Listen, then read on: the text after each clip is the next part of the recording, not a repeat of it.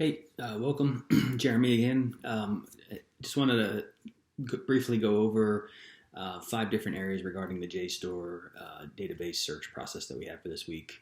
So I had about 5 different areas. First being the process. So the JSTOR database was very friendly in its process. The default Boolean search format screen, the text was much easier to search through, a lot more accurate in its results, in my opinion.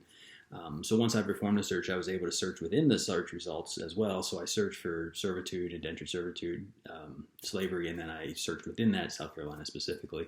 But the process overall allowed me to find, the journals, some books associated with it, all the key terms that I've used in the other databases was easy to find.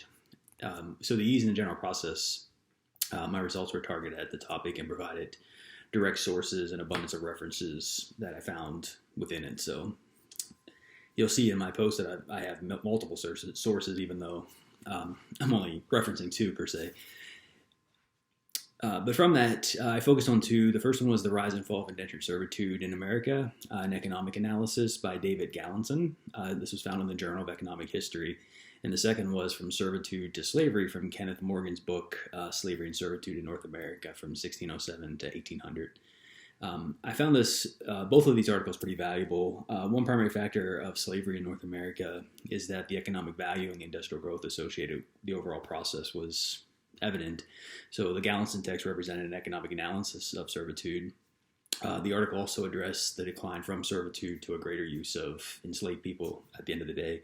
The Morgan text also addressed this transition, and he also showed the increased population numbers from a 100-year period from 1620 to 1720, which reflected a huge growth in the overall African-American individuals, but also in the market of slavery itself. Some of the limitations, though, the Gallinson text, it focused on servitude as a singular component. It didn't go into slavery, the transition per se. It kind of stopped at that point. So his lack of overall transition kind of limits the potential message in the work that I'm trying to do.